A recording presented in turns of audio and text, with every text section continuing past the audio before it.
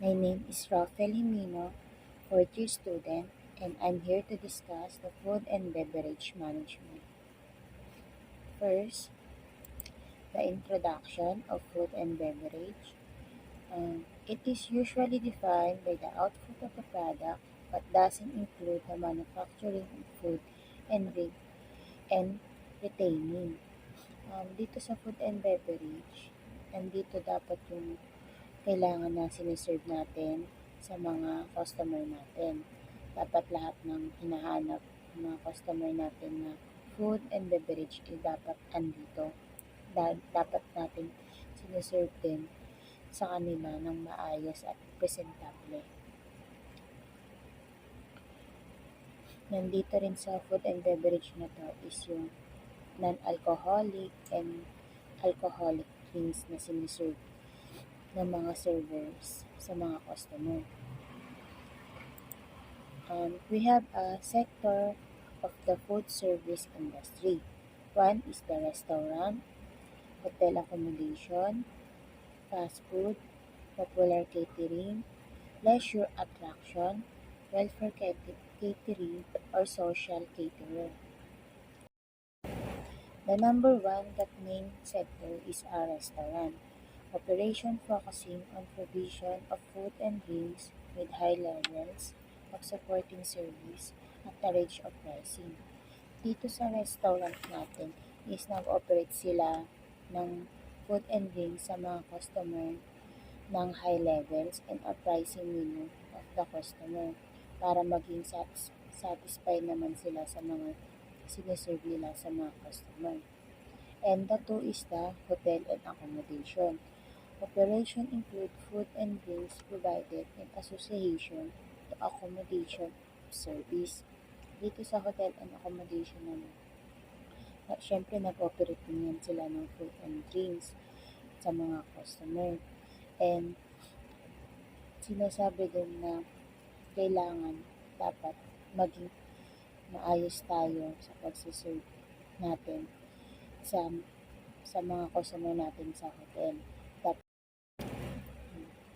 And the three has fast food. Operation offered limited menu that serve fast food cuisine and has a minimal table service. Dito sa fast food, nag-operate sila ng mabilisang serve sa mga customer. Kunwari, pag mag-order ka, dapat andun na agad yung yung order mo na ibibigay nila. Pero they have a limited menu sa fast food operation. Yung din nila, yung table nila is minimal lang daw. At kaya kailangan dito sa fast food, lagi kang mabilis mag-serve sa mga customer para yung mga customer is hindi lagi may init sa pag-serve nila. Lalo na pag yung customer is pupunta ng fast food, kailangan mabilis talaga yung ibibigay mo na limited oras lang pag isi-serve mo to sa customer mo.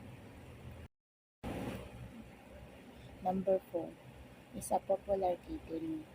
Dito sa popular catering is a operation concentrated on satisfying the needs of high number of customer who require food at low, medium prices without significant service.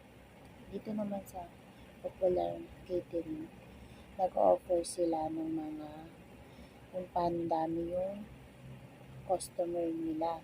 Parang nire-record nila yan. Tapos, nag-offer din sila kung ano yung mga food na kailangan nilang iserve sa mga customer pag nag-ano sila ng catering, pag nag-offer sila ng catering without a significant service, ang sabi na nakalagay. Tapos, kailangan din dapat satisfied din yung mga customer sa igagawin yung catering sa kanila para naman sa susunod is kunin ka pa rin nila. And the number 5 is the last is the leisure attraction. Sa leisure attraction has a operation focused on provision of food and drinks for customer who are using the attraction main service. Yung sa leisure attraction naman is dito nagsiserve ka ng food and drinks sa mga customer. Pero yung sa sa pagsiserve mo sa kanila is makikita ng mga customer yung maging attraction ng main restaurant mo, parang ganun po yun. Parang magsiserve ka sa kanila ng food, pero parang pupunta sila ng restaurant mo na makikita silang attraction para masayaan naman sila na pupunta sa restaurant mo at kakain sila sa labas ng may makikita silang attraction na magiging satisfied ang mga customer sa'yo. And sa F&B operation, we have a ownership of F&B operation. Ang nakalagay dito is self-operate, franchise agreement, management contracting, and outsourcing. This is a management option na nakalagay sa F&B operation. Kailangan andito yun sila. Kailangan yung mga meron kang self-operated and franchise agreement, management contracted, and outsourcing para sa F&B operation mo. At meron din tayong the 5 F&B service method. The one is table service. Dito sa table service, the customer is served at a lit table. This type of service, which include plated service or silver service, is found in many types of restaurant, cafe, and a banqueting. Dito sa table service, syempre uupo yung mga customer mo. Ikaw yung mismo magsiserve sa kanila ng kanilang order na nakalagay na sa plate. Sila na yan, kayo na yan magsiserve sa kanila. Hindi na sila pupunta mismo dun sa kanilang order at sila yung kukuha. Dito sa table service, ikaw yung magsiserve sa kanila dun sa mismong table nila. And the 2 is a self-service. The customer is required to help him or herself from a buffet or counter. This type of service can be found in cafeteria and canteen. Dito sa self-service naman, yung mga customer is required na sila ang kumuha ng pagkain nila dun sa mismo isa-serve mo sa kanila dun sa buffet. Sila ang kukuha nito or sa counter. Sila yung parang kukuha ng pagkain nila, ikaw lang yung mag-a-assist sa kanila. Yun yung parang nakalagay dito. Ikaw lang dapat kailangan mag-a-assist lang sa kanila pero hindi ikaw yung magsiserve sa kanila sa table. 3 is assisted service. Dito naman is the customer is served part of the meal at a table and it's required to obtain part through self-service from some form of display or buffet. Dito naman sa assisted service, yung customer is magsiserve tayo sa customer natin ng meal nila and required din sila na kumuha ng pagkain pa nila and drinks nila pag nakulangan pa sila dun sa na-serve natin na pagkain. Yun yung nandito sa assisted service. And the 4th naman is a single point service.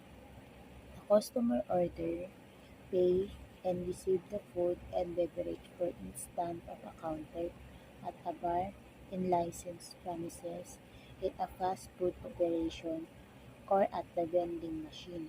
Dito sa single point service, kailangan magbabayad ka muna bago mo ma-receive yung food and beverage mo.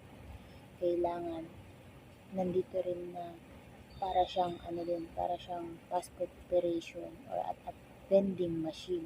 Parang magsaserve, may bibigay lang siya kapag nabayaran mo na. And ang pinakahuli is specialized service or service inside. Nakalagay na the food and drinks is taken to where the customer is. This include tray service and hospitality or trolley service, home delivery, large or room service. Dito parang sinasabi dito na food delivery. Parang mag-order yung customer mo kung asaan siya, ipupunta mo yun sa kanila. Pwede siyang maging home delivery sa kanila. Sa hotel naman, room service. Parang ganun. Parang ibibigay mo yung order nila sa ibibigay mo yung order ng customer sa kanila mismo. Ikaw ang mismo maghahatid sa kanila ng o-order nila na food and drinks sa kanila mismo sa bahay nila, sa room service nila. Tapos pag magpapadeliver sila, ikaw mismo ang magbibigay sa kanila. Sa food and beverage management, we have a 7 rules for workplace safety inside the establishment. Hindi dapat nawawala to kapag nandun ka sa industry ng food and beverage. 1. Follow the dress code. Siyempre, kailangan maayos at presentable paghaharap ka sa customer. And 2. Maintain the personal hygiene. Kailangan lagi kang malinis, lagi maayos yung magiging posture mo sa mga customer. And 3. Take responsibility for your personal safety. Yan, kailangan dapat maging responsible ka para magiging safety mo sa sarili mo dahil hindi naman yan lagi na iaano sa'yo ng customer yan. Hindi yan magiging responsibility ng customer kapag may nangyari hindi maganda sa'yo. And the fourth is maintain a clean workplace. Yan, kailangan maging malinis yung magiging workplace mo para hindi naman magiging madidiro yung mga customer na pupunta sa restaurant mo. And follow the work procedure. Kailangan din talaga yan na yung sa workplace mo, kailangan dapat mga procedure nila kailangan mong gawin. Hindi mo siya gagawin kasi yun yung makakabuti para dun sa trabaho mo. And 6 is learn how to act in emergency lift object carefully. Kailangan dapat laging maayos ka, walang malalaglag ng mga kagamitan para hindi magkaroon ng accident dun sa magiging workplace mo. Kailangan maging safety ka dun inside the establishment. At kung meron tayong 7 rules of workplace, that meron din tayong fire safety checklist from workplace.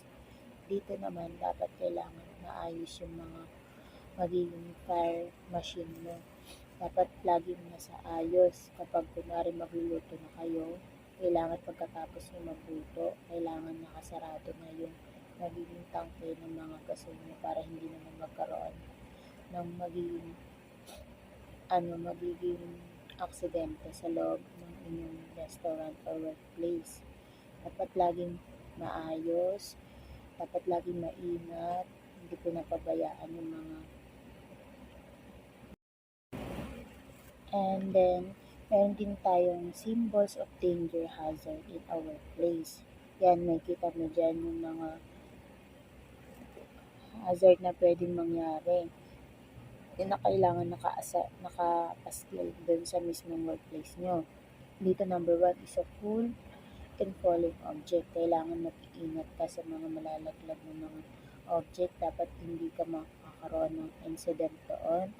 And kailangan din naayos yung mga gagamitan mo para hindi natin naiiwasan yung mga nalalaglag ng mga gamit na yan. Tapos nandito naman sa number 2 is the chemical exposure. Kailangan itong chemical na to is kailangan hindi siya ganong nakikita ng mga maramihan. Dapat nasa maayos lang sila at saka nasa safe place lang itong mga chemical exposure na to. Tapos number 3 is the fire hazard. Ito kailangan dapat yung mga tangke na natin, dapat kailangan nakasara pagkatapos natin gamitin. Dapat maayos lang yung pag-control natin sa mga mga tangke natin, sa mga fire natin, sa mga apoy na ibubuksan natin dun sa kalan natin, dapat kailangan nasa ayos. And the fourth is the electrical hazard. Ito naman, kailangan dapat yung mga saksakan natin malayo sa mga magiging insidente na mangyayari dun sa magiging workplace natin. Dapat kailangan nasa ayos sila, hindi sila ganun natatamaan ng mga kung ano-anong mga bagay, dapat hindi rin sila na tatapunan ng tubig, kailangan nasa maayos silang paglalagyan nila.